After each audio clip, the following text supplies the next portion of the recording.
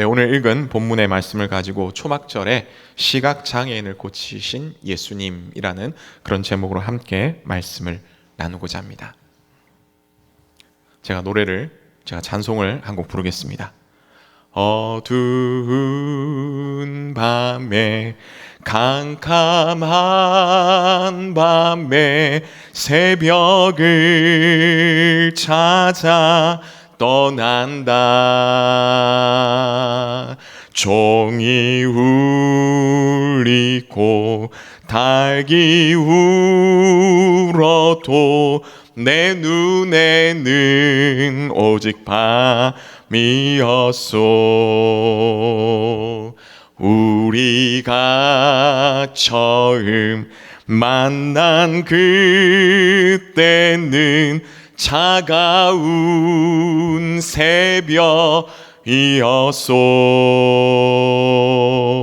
당신 눈 속에 여명이 있음을 나는 느낄 수가 있었소. 오 주여, 당신께 감사하리라. 실로암 내게 주심을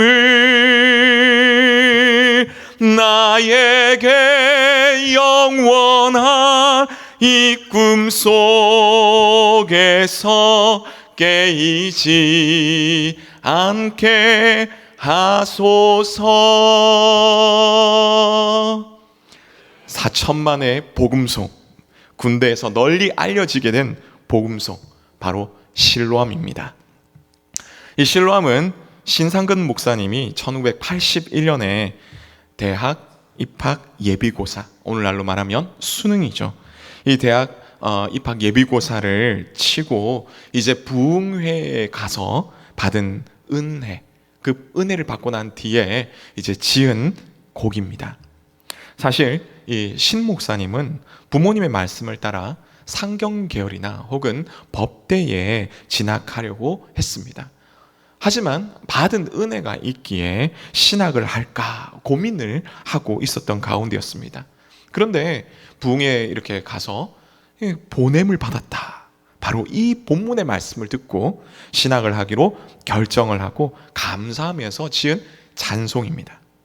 그래서 1980년에 19살 나이에 작사, 작곡을 했고요. 1981년에 하나님께서 좋은 기회를 주셔가지고 널리 알려지게 되었습니다.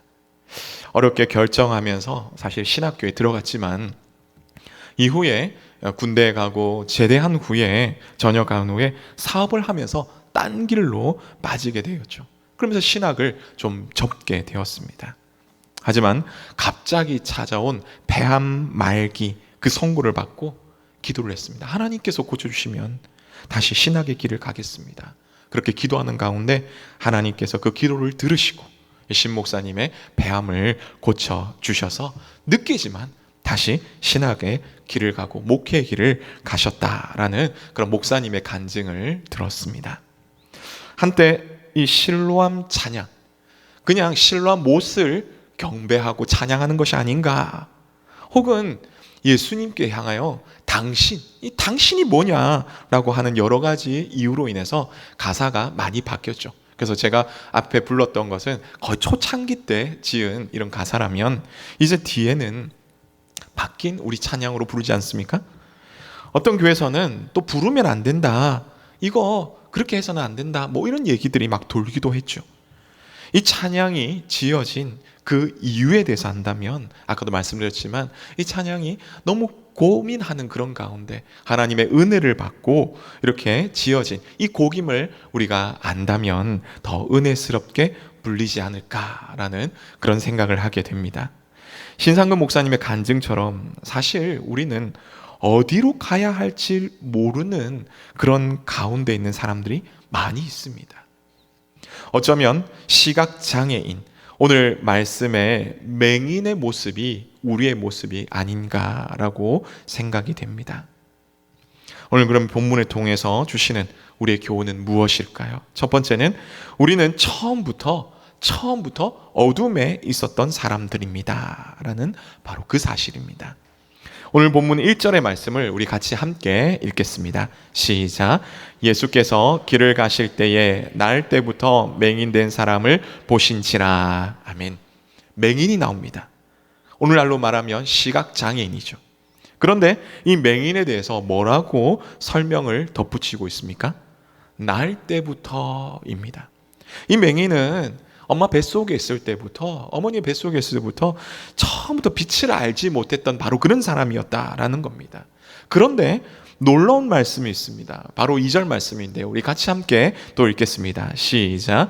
제자들이 물어 이르되 랍비여, 이 사람이 맹인으로 난 것이 누구의 죄로 인함이니까? 자기니까? 그의 부모니까? 아멘. 맹인을 예수님과 함께 가던 제자들과 이 사람들이 보았습니다. 그리고 제자들이 예수님께 물었습니다. 선생님, 이 사람, 이 맹인이 어떻게 맹인이 되었습니까? 누구의 죄로 인함입니까? 맹인 자신의 죄입니까? 부모의 죄입니까?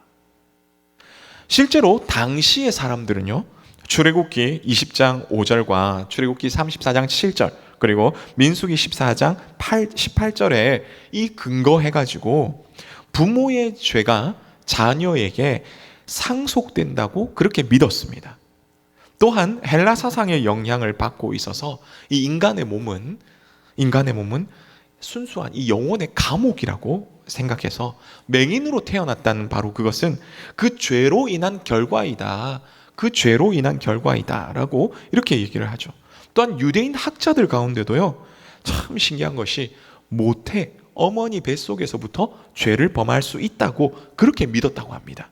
그래서 그 결과 맹인이 되었다. 너는 뱃속에서 죄를 지었기 때문에 맹인이 되었다. 뭐 이렇게 얘기한다는 것이죠.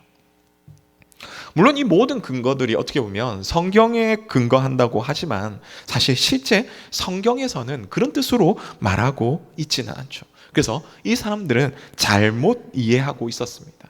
그 영향이 이제 제자들에게까지 미쳐 있고요. 그래서 그 제자들이, 그런 영향을 받던 그 제자들이 이 사람이 맹인으로 난 것이 누구의 죄입니까? 자신의 죄입니까? 부모의 죄입니까? 라고 묻게 된 것입니다. 그런데 놀랍게도 이 제자들의 질문은 사실 우리의 이 죄악된 사실을 적나라하게 말해주고 있죠. 인류의 조상인 아담과 하와가 하나님께서 금하신 선악과를 먹음으로 죄를 짓게 되었습니다. 이 아담과 하와의 죄로 말미암아 아담과 하와는 물론 그 후손으로 태어나는 모든 존재들, 모든 인류가 다 죄의 영향 아래 있게 되었습니다. 그래서 그 죄의 영향을 받으며 그 죄악의 가운데 살게 되었습니다. 이에 대해서 웨스트민스터 소교리 문답 19문에서는 이렇게 질문하고 답을 합니다. 제가 읽어드리겠습니다. 타락한 상태의 인간은 어떤 비참함에 놓였습니까? 타락한 모든 인류는 하나님과의 교제를 잃어버렸고 하나님의 진노와 저주 아래 놓이게 되었으며, 그래서 이 세상에서 모든 비참함과 죽음과 영원한 지옥의 형벌에 놓이게 되었습니다 라고 말하고 있습니다. 창조주 하나님과 에덴 동산에서 거닐면서, 그래서 얼굴과 얼굴을 맞대고 막 대화하면서 그렇게 지내던 그 놀라운 관계가 이제 틀어지고 끊어지게 된 것이죠. 하나님의 은혜를 받던 그 자리가 오히려 하나님의 진노와 저주의 자리가 되었고 그 저주 아래 놓이게 되었고요. 뿐만 아니라 사탄의 지배 아래 놓이게 되었습니다. 그 결과 세상에서 가장 비참한 삶에 놓이게 된 것이죠. 생로병사, 태어나서 늙고 병들고 죽는 것, 그것을 넘어서 물질과 관계와 마음의 이런 고통을 받으며 살게 되었습니다. 그뿐입니까? 이 세상에서 고통으로 끝난다면 그나마 다행이죠. 그래도 참을만 합니다. 하지만 이 생이 끝나고 나면 그 뒤에는 영원한 삶, 그 영원한 지옥 가운데에 우리가 놓이게 된 것입니다. 여러분, 제가 코로나 전에 아이들과 함께 서울에 있는 이 서대문 형무소에 방문한 적이 있었습니다. 일제 강점기에 일본에 항일을 하다가 갇히게 된, 그리고 많은 이 순국 열사들이, 선열들이 정말 그곳에서 죽음을 맞이하게 된 그런 것들을 보게 되었습니다. 36년간의 이 압제 가운데서 특별히 해방되기 전에 이 일본은요, 자신의 전세가 이제 전쟁에서 질 거라는 것, 기운다는 것을 알게 되고, 이후에 항일 운동을 하는 독립투사들을 정말 고통스럽게, 얼마나 고통스럽게 다루는지 여러분은 말로 다 할 수 없는 비참함이 그 서대문 형무소에 그 고스란히 담겨 있습니다. 여러분, 그런 세월들을 보내다 보니까 우리가 역사에서 알다시피 사람들이 해방을 꿈꾼다더니 혹은 한 치 앞도 못 보는 그런 안개 속에서 희망을 가질 수 있겠습니까? 그야말로 절망 속에서 살지 않았을까요? 사실 오늘 본문에서 이 제자들의 질문은 우리가 이런 죄 가운데서 비참하게 살아가고 있는 그 존재임을 다시 한번 일깨워 준다는 바로 그 사실입니다. 사랑하는 성도 여러분, 아무리 우리가 부정하려고 해도 우리 역시 날 때부터 맹인된 바로 이 사람과 같이 그 원인이 죄 때문이라고 말하는 그 제자들의 그 말과 같이 우리는 죄악 가운데서 잉태되었고요, 죄악 가운데서 태어나서 죄악 가운데 살아가는 그런 존재입니다. 여러분, 어떤 상황 가운데 있을지라도 이것을 기억하시는 우리 모두가 되시기를 간절히 바랍니다. 그러기에 이제 누가 필요합니까? 오늘 말씀을 통해서 우리는 무엇을 알 수 있습니까? 두 번째는 예수님이 참 빛이십니다 라는 바로 그 사실입니다. 우리 오전의 말씀을 같이 함께 읽겠습니다. 시작. 내가 세상에 있는 동안에 세상이 빛이로다. 세상의 빛이로다. 아멘. 예수님이 참 빛이십니다. 이 말을 조금 더 잘 이해하기 위해서는요, 우리가 배경이 되는 초막절을 잘 알아봐야 되는데요, 이 초막절은 태양력으로 이 10월 중순, 그러니까 우리가 쓰는 달력입니다. 10월 중순에서 10월 말경 정도 되죠. 하지만 이 이스라엘 백성들이 쓰는 이 달력은 그들의 달력으로 7월 중순이 됩니다. 그래서 이 태양력과의 차이가 한 3달 정도 차이가 난다 보시면 되죠. 그래서 태양력이 한 3달 정도 빠릅니다. 자, 보통 초막절 하면 초막, 영어로 텐트입니다. 텐트. 광야에서 텐트를 치고 지내던 그 세월을 기념하던 바로 그런 날이죠.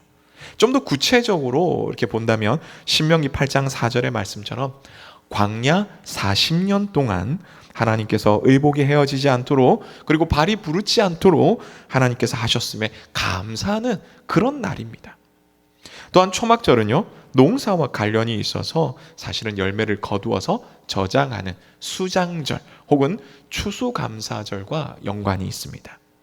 자, 그럼 열매를 거둔다니까 우리가 그림을 보면서 함께 좀 살펴보고자 하는데요, 이스라엘의 그림을 보여주시기 바랍니다.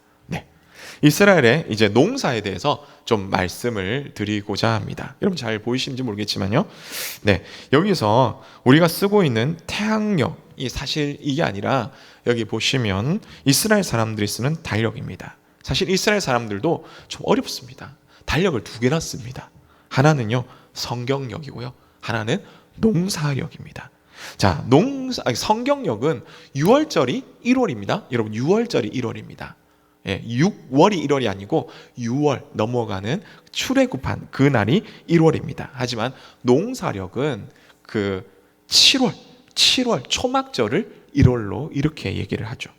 좀 어렵지 않습니까? 그래도 우리가 성경을 좀 더 잘 이해하기 위해서 좀 농사력을 대해서 말씀드리겠습니다. 계속해서 좀 보여주십시오.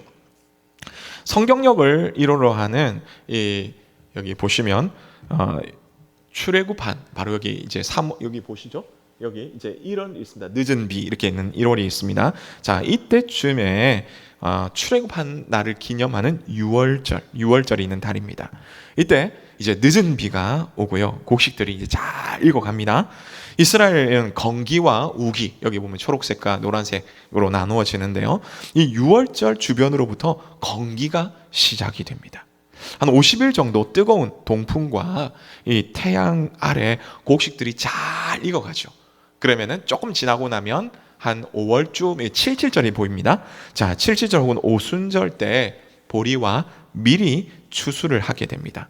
이때 보리를 먼저 추수하기 때문에 맥추절이라고 얘기를 하죠.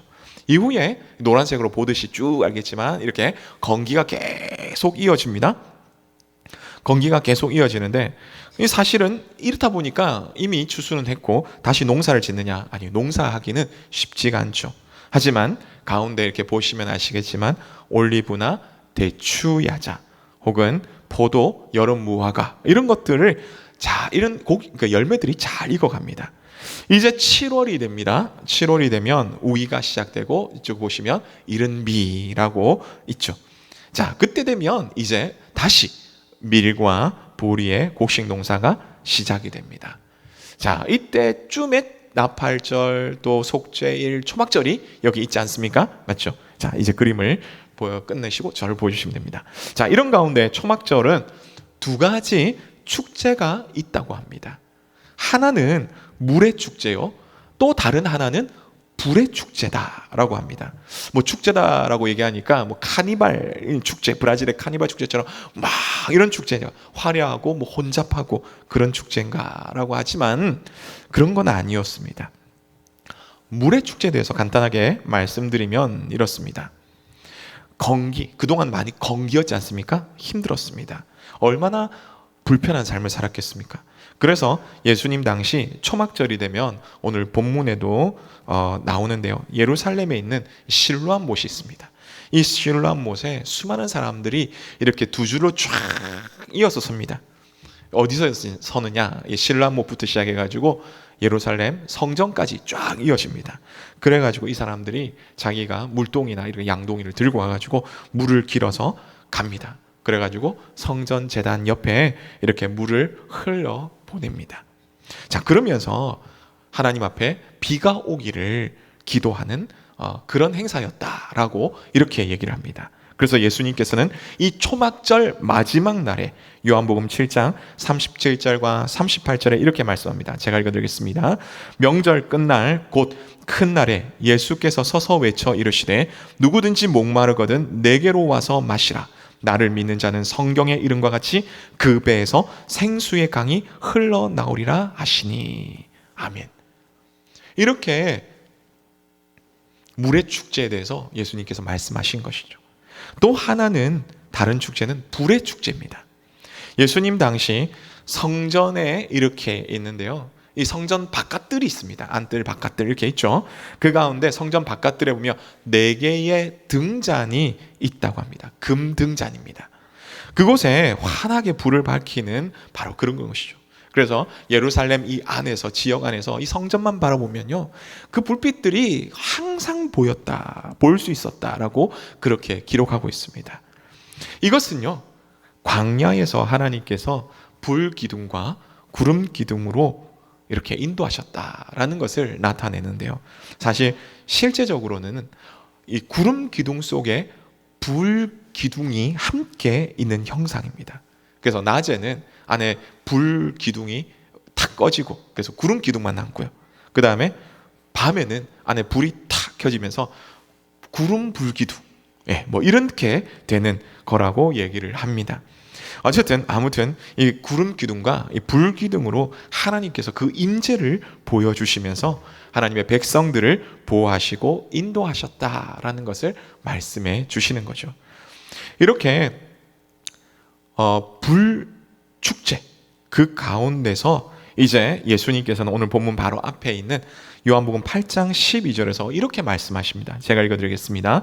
예수께서 또 말씀하여 이르시되 나는 세상의 빛이니 나를 따르는 자는 어두움에 다니지 아니하고 생명의 빛을 얻으리라. 아멘. 그러니까 사람들이 이렇게 물축제와 불축제를 통해서 예수님의 말씀을 더 깊이 새기게 된 것이죠. 그리고 오늘 이어지는 이 9장 이 말씀, 초막절이 지나고 얼마 되지 않는 그런 상황 가운데서 일어난 일입니다. 예수님은 단순히 내가 세상의 빛이다, 내가 너에게 목마름을 해결해 주겠다 라고 그냥 말로만 하신 것이 아니라 실제로 맹인을 통해서 그 현재 일어나는 바로 그 놀라운 사실을 보여주셨습니다. 사랑하는 성도 여러분, 오늘 예수님께서 날 때부터 맹인을 고쳐주신 이 사건 가운데서 3절에서 말씀하시듯이 바로 하나님의 하시는 일을 보여주기 위해서 이 놀라운 기적을 일으키셨습니다. 그러면 예수님을 통해서 보여주시고자 하는 이 하나님의 일은 무엇일까요? 그것은 바로 창조주 하나님께서 하나님의 백성을 사랑하시고 구속하신다, 구원하신다 라는 바로 그 사실입니다. 우리가 요한복음 9장을 보기 때문에 요한복음 1장을 잠시 생각해 보면요, 요한복음 1장에서 예수님에 대해서 요한이 말하기를 태초에 말씀이 계시니라, 태초에 말씀이 계시는데 그 말씀이 하나님과 함께 계셨다, 그 말씀이 곧 하나님이시다 라고 말씀하죠. 근데 그 말씀을 통해서 뭐라고 얘기합니까? 만물이 지어졌다. 그리고 그 안에 생명이 있다. 그리고 그 생명은 사람들에게 빛을 비추는 참 빛이다 라고 말씀하고 있습니다. 근데 예수님은요, 놀랍게도 자신이 그 빛이다 라고 말씀하십니다. 그리고 난 이후에 오늘 말씀 6절에 보니까 땅에 침을 뱉어서 흙을 이기시오, 그리고 그의 눈에 바르셨다라고 말씀하고 있습니다. 여러분, 이것은 창세기 1장에서 말씀으로 세상을 만드시고 창세기 2장에서 흙을 빚어 사람을 지으신 그 능력의 하나님, 창조주 하나님께서 바로 예수님이시다라는 것을 말씀해 주고 있죠. 성도 여러분, 우리 예수님만이 참 빛이십니다. 요한복음 1장 4절에서 말씀하셨듯이 어둠 속에 있는 우리에게 참 빛이 되십니다. 그런데 놀라운 것은요, 병고침을 받은 많은 사람들이 이 예수님을 만나러 성경을 보면 막 나오지 않습니까? 그런데 오늘 말씀에서는 빛이신 예수님께서 어둠 속에 있는 이 맹인에게 다가가셨다는 바로 그 사실입니다. 우리 역시 영적인 맹인이기에 사실 아무것도 할 수 없습니다. 어찌할 바를 알지 못하죠. 그러나 주님께서는 우리에게 다가오십니다. 그 예수님은, 그 주님은 능력의 하나님이십니다. 창조주 하나님이십니다. 오늘 우리에게 다가오시는 이 주님을 우리가 만나서 영적인 눈을 뜨는 그런 우리 모두의 시기를 간절히 바랍니다. 오늘 말씀을 통해서 또한 우리에게 주시는 교훈은 무엇입니까? 세 번째는 참 빛을 통해서 어둠이 물러갑니다 라는 바로 그 말씀입니다. 앞서 우리는 영적인 어두움에 있는 우리 자신을 살펴보았습니다. 그런데 우리에게 다가오시는 그 참빛이 바로 그 예수님에 대해서 또한 살펴보았죠. 그러면 그 예수님께서 우리에게 다가오시면 어떻게 될까요? 어둠과 빛이 함께 공존하겠습니까? 아니죠. 어둠이 물러갑니다. 오늘 말씀 보니까 맹인은 예수님의 말씀을 따라서 실로암 못으로 갔습니다. 실로암 못에 가서 씻게 되었죠. 그리고 놀라운 기적을 경험합니다. 태어나면서 지금까지 한 번도 경험하지 못한 바로 그 눈을 뜨게 되었다라는 것이죠. 보게 되었다는 바로 그 사실입니다. 지금까지 그토록 자신을 괴롭히던 그 모든 일들이 예수님을 통해서 순식간에 해결이 된 것이죠. 여러분, 여기서 우리는 중요한 것을 또 발견하게 됩니다. 오늘 본문 7절인데요. 예수님은 이 맹인에 가서 그냥 씻으라 라고 말합니다. 근데 이 씻으라는 이 말씀은요, 가서 한 번 씻고 두 번 씻고 12번도 더 씻고 그래 씻으라가 아니라 그냥 단 한 번 씻으라, 이 말씀입니다. 근데 이 맹인이 가서 씻을 때에 예수님께서 몰래 가가지고 야, 씻는지 안 씻는지 볼까? 이런 것도 아닙니다. 내가 너를 지켜보겠다, 보고 있다, 뭐 이런 뜻이 아닙니다. 이 말씀을 통해서 예수님께서는 너의 믿음을 보고자 한다, 바로 그런 사실이죠. 그래서 가라 라고 했을 때 가든 안 가든 그건 맹인 너의 선택이다. 만약에 내가 나를 참 메시아로 하나님으로 그렇게 믿고 순종한다면 너는 눈을 뜨게 될 것이다. 그러나 내가 믿음으로 순종하지 않는다면 그것은 내 몫이다 라고 예수님께서 말씀하시는 거죠. 돌아오라고 얘기도 안 했습니다. 그냥 가라, 그렇게 보내셨습니다. 그런데 오늘 말씀은 어떻습니까? 이 맹인이 순종했습니다. 그리고 눈을 뜨게 됩니다. 뿐만 아닙니다. 맹인은 다시 예수님께로 돌아왔습니다. 그런데 여기서 또 우리는 또 하나 발견하게 됩니다. 그것은 뭐냐면요, 8절에서 11절까지 말씀인데요, 우리 함께 같이 천천히 읽어보겠습니다. 시작. 이웃 사람들과 전에 그가 거린인 것을 보았던 사람들이 이르되 이는 앉아서 구걸하던 자가 아니냐. 어떤 사람은 그 사람이라며 어떤 사람은 아니라 그와 비슷하다 하거늘 자기 말은 내가 그라 하니 그들이 묻되 그러면 내 눈이 어떻게 떠졌느냐. 대답하되 예수라 하는 그 사람이 진흙을 이겨 내 눈에 바르고 나더러 실로암에 가서 씻으라 하기에 가서 씻었더니 보게 되었노라. 아멘. 여러분, 이 맹인이, 그것도 날 때부터 보지 못했던 이 맹인이 눈을 뜨게 되었습니다. 보게 되었습니다. 그 맹인이 예수님께 돌아오죠. 여러분, 어떻게 돌아왔을까요? 몰래 조심해서 숨어가지고 아이고 잘 안 보이네 이러면서 돌아왔을까요? 물론 그렇게 돌아올 수도 있습니다. 그런데 오늘 말씀을 보면요, 맹인은 전혀 그렇게 돌아가지 않았다는 것을 알 수 있죠. 물론 정확하게 나와 있지는 않습니다. 하지만 아마 이렇게 돌아오지 않았을까 우리가 생각할 수 있는 것이, 우와 내가 눈을 떴다, 우와 이게 뭐지? 이거 뭐야? 여기가 어디야? 야 신기하다. 여러분, 물론 추측이지만 충분히 그렇게 생각할 수 있는 게, 오늘 말씀해 보니까 옆에 있던 사람들이 그를 주목하고 이렇게 놀라면서 말하더라라는 것을 우리는 알 수 있죠. 근데 그 사람이, 맹인이 막 숨어왔다면 사람들이 보게 되었을까요? 조용히 왔다면 그 사람을 주목했을까요? 전혀 그런 건 아닙니다. 사람들이 말합니다. 저 사람 거린 아니냐? 분명 그 사람 맞는데 눈을 보네? 그러자 그 옆에 있는 사람을 말하죠. 아니야 그 사람과 비슷한 사람이겠지. 어떻게 맹인이, 날 때부터 맹인이 눈을 뜬다고, 말도 안 돼 하면서 옥신각신 하는 겁니다. 그러다가 얘기하죠. 야 우리가 이럴 게 아니라 갑자기 저 사람한테 가서 직접적으로 한번 물어보자. 그렇게 얘기하죠. 그러면서 얘기합니다. 거기 좀 시끄럽게 가는 그 당신 이리 와봐 이렇게 얘기하죠. 내가 아는 사람을 많이 닮았는데 당신 혹시 맹인이었어? 그러자 얘기하죠. 예, 나 맹인 맞습니다.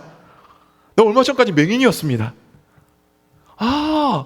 당신 목소리가 좀 귀에 있는데 혹시 그 전에 저를 도와줬던 그 착한 사람 아닌가요? 야, 당신 목소리 내 기억합니다. 뭐 그렇게 얘기할 수 있죠. 그러자 이제 물어봅니다. 어떻게 해서 눈을 뜨게 되었어? 맹인이었던 사람이 말하죠. 예수라는 사람이 제자들과 함께 오더니 흙을 이겨서 내 눈에 발랐습니다. 그러더니 실로암 못에 가서 씻고 오라고 하네요. 예, 눈에 진흙이 묻었으니 씻고 와야죠. 네, 그분의 말대로 갔습니다. 그랬더니 신기하게 눈이 떠지게 되었습니다. 야, 아마 그 예수라는 분이 성경에서 말하던 그 보낸 메시아 아닐까요? 사랑하는 성도 여러분, 빛이신 예수님께서 이 맹인의 그 간절한 소원이었던 그 맹인의 그 어둠을 물리쳐 주셨습니다. 오늘 우리에게도 이런 예수님의 은혜의 빛이 비춰지기를 소망합니다. 무엇보다도 우리의 연약한 믿음에 은혜의 빛이 비치어 강한 믿음이 되기를 원합니다. 어둠과 같은 우리의 어려움들 가운데 은혜의 빛이 비쳐서 이 어려움들이 해결되기를 원합니다. 캄캄한 어둠과 같은 우리의 앞길에 은혜의 빛이 비추어서 형통하게 되기를 원합니다. 여러분, 어둠 가운데 있으십니까? 빛 대신 주님 앞으로 나가시길 바랍니다. 아니, 빛 대신 주님께서 우리에게 다가오시는데 그 주님의 그 앞에 믿음으로 순종하시길 바랍니다. 그래서 인생의 어둠에서 벗어나 빛 대신 주님과 동행함으로 풍성한 은혜를 누리시는 우리 모두 되시기를 주님의 이름으로 축복합니다.